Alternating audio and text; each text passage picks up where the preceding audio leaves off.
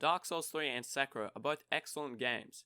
Hidetaka Miyazaki has proven to be one of few creators who can create a game of this scale and budget that isn't complete shit, showing a great improvement from game to game. Where Dark Souls 3's difficulty went all over the place, Sekiro made a far more balanced and approachable game that majorly improves upon the world, trading the online multiplayer for a more complete and polished solo adventure that, despite being a massive change from the Bloodborne and Dark Souls formula, still shares much of what makes these games so great.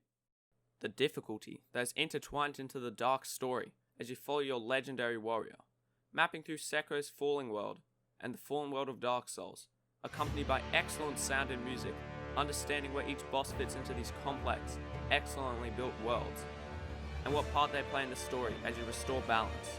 The hardest fuck genre of games, or Souls-alike, that were revolutionized by FromSoftware, are so satisfying and rewarding to complete, where every minute put into learning its mechanics progressing forward. Dark Souls 3 and Sekiro are the games that have the opposite of shallow mechanics. The only two FromSoftware games I have played are Sekiro and Dark Souls 3. I played through Sekiro first, and after completing Dark Souls 3, I certainly think Dark Souls 3 is much harder. I'm pretty sure it's more chaotic and unpredictable. Attacks that come out of nowhere, crazy damage and combos that punish you too much for making small mistakes. Duke! I love that one shot! Learning how to roll dodge all these complex attacks as the enemies continue to trick you with the change of pace, forcing you to play reactionarily in the same way you do in Sekiro and Hollow Knight. Sekiro is much easier though. The attacks are very clearly telegraphed and easy to understand. Mirror counter the thrust attack, a jump from a low sweep, and a sidestep from a strike above. All don't necessarily have to be used, since you can just hold block or deflect.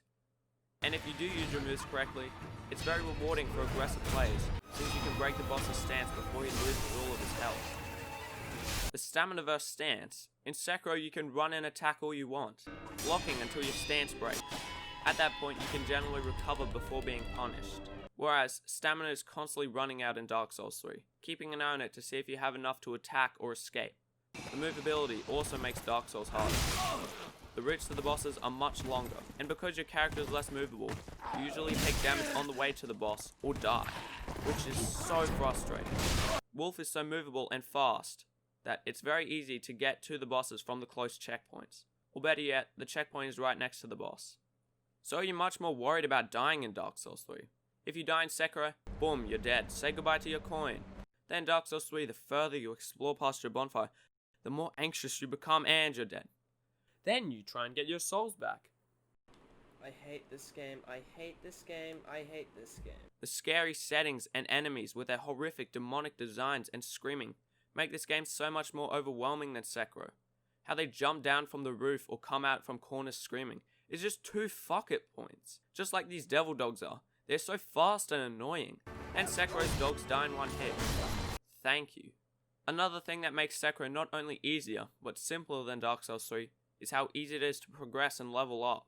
Just like Hollow Knight, you got simple charms and items that can be changed to use different moves and items anytime, and you can upgrade health or damage. Although the complex items and leveling system is like this, it can be seen as something awesome to lots of people. All the hundreds of spells, items and leveling paths add so much more replayability. Once you beat the game, there are so many different playstyles to try out and master. Neither does Dark Souls 3 structure complex paths to reach hidden bosses. They're all hidden in the map, but they are available in one playthrough, and aren't complex to find. If you search the whole map, you'll find them. In Sekiro, you need to start a new playthrough to find all the bosses and endings. Although Dark Souls is harder, you can just be a little bitch and summon a phantom friend. But if you play Dark Souls 3 by yourself to the end, I think it is undoubtedly harder. However, there is a more gratifying reward at the end of this extreme challenge of a journey. You get to match your skill against other players, with your unique build that you've worked your way up to master through your playthrough, which is something I always wanted in Hollow Knight. Teamfighting Demon of Pain and PvP fighting is fun as heck. Something that is excellent in both Sekiro and Dark Souls 3 is the boss designs and music. But for me, Dark Souls 3 is better, which is very subjective since Sekiro's music and boss designs are great. For sure, just as fitting for Sekiro's different world. Dark Souls 3 has more variety in bosses that all have great designs, that are much more memorable and creative. A prime example is Dancer. Her beautiful design and colours, along with her unique spin ability and moveset, make this fight so great. The way she majestically leaps across the screen, tricking you with a rapid change in pace, as her change from slow attacks to fast catches you off guard, making this now slow, dual-wielding assassin such an awesome boss that is 100 times better than Corrupt Monk. Speaking of awesome bosses, the music and epic settings say it all. You enter as this corrupt king charges at you, seeing all his loyal followers who fell to the flame when he became the Lord of Sin. The awesome weapon, Storm Roar, makes this fight so great and different. It's not a very hard battle, as Sekiro will break with non-stop hell. Fuck, this bitch is one hell of a monster. You're sidestepping her dark orbs, keeping an eye out for a storm of arrows and trail of fire, as you use the pillars strategically and weave between attacks. Despite how chaotic and overwhelming it can seem at points, it is fair. It's a battle of stamina, so is the difficulty earned this late in the game.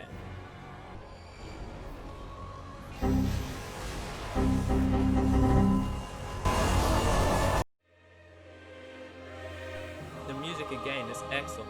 The thunderous, ethereal, ancient feeling the score emits portrays these corrupted godlike kings and the dark lands they occupy. Excellent. And it is yet another thing that makes the FromSoftware's use of visual storytelling so great. Also, this fight is a 2v2. Heck yeah. Dancer, oh shit, already did this one. At first, you think this is impossible. You enter as he teleports everywhere, appearing out of frame at points and dunking on you, appearing and disappearing in an instant, making it so you can't play like a coward, changing things up with his slow thrust that often catches you off guard. Entering his second phase as you dodge orbs and beams of light, similarly to Aldrich, or timing his attacks and keeping an eye out, as you slowly conquer Lotheric and Yhorm. It's one of the best fights in which there are so many ways you can get absolutely destroyed in one shot, if you fuck up, which is what the best late game challenging bosses should offer.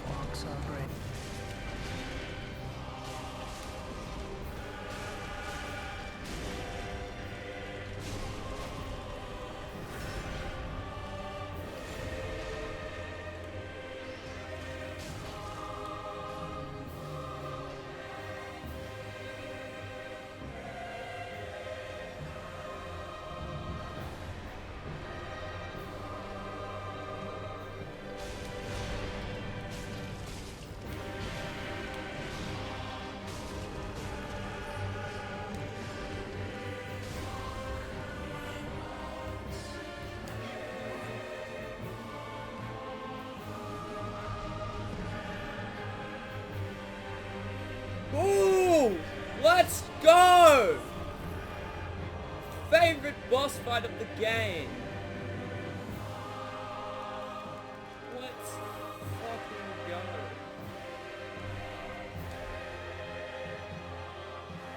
Oh my god, that was epic.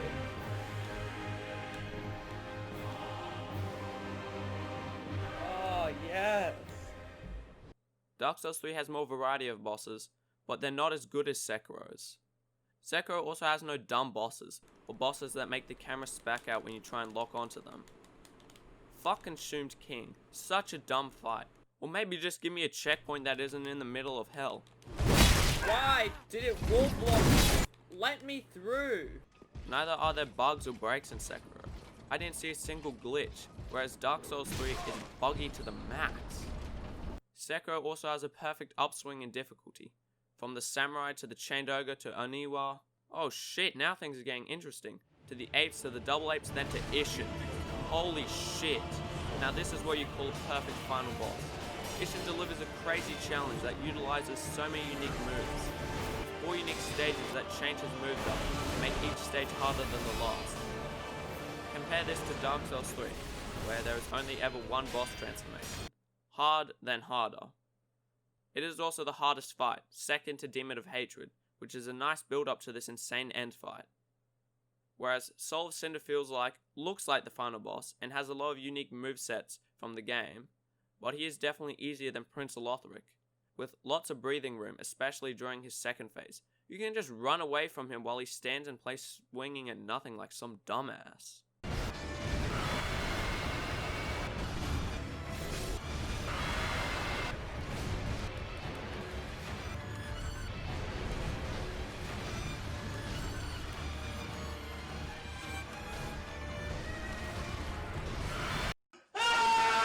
Where Sekiro triumphs is the world.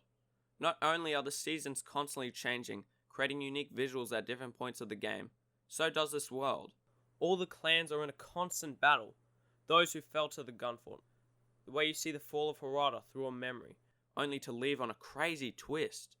And the warning of spies by Ishin that, along with you destroying Ashinan's main line of defense, allow for a greater threat to invade. So you travel back through the world that you decimated, to destroy the uncontrollable beasts they have unleashed. It's not just a one-way battle where everything stays the same. The people and world is so much more real and somewhat grounded in reality, which makes seeing those fantastic fantasy and magic moments all the more exciting. Venturing through Ashina, Senpu Temple, Mibu Village, and the Sunken Valley, until you mysteriously leave. Entering the spectacular Fountain Palace to see the beautiful kingdom atop a waterfall. Then you explore this magical land and see the bridge and holy shit! You reach the water where you're too terrified to put your head underwater, in fear a giant fish will charge at you, until you sneak through and climb amidst lightning raining down on you to reach the dragon. You're on a cloud, jumping through the air, shooting lightning into its face. Wow. Sekiro is dark and scary at points, but most of the game is colourful and bright, filled with so many awesome moments to give you a break from the chaos. There is this cool moment in Dark Souls 3, but it just can't compare, because Dark Souls is always a nightmare. Sekiro is a very polished and fair game, whilst retaining its challenge that progresses in a perfect upswing, as you explore this beautiful world and the surprise it is to find a new place or twist in the story as it creatively unfolds. While Dark Souls 3 has more variety in the bosses, better designs, more classes that make the game more replayable, a card system that can help with the unfair difficulty at points, and PvP fight clubs that are a great reward for finishing the game. It can't compare to Sekiro's refined boss fights, tight gameplay, the creative story and world that makes Sekiro the better solo story that improves on almost everything that I was irritated by Dark Souls 3.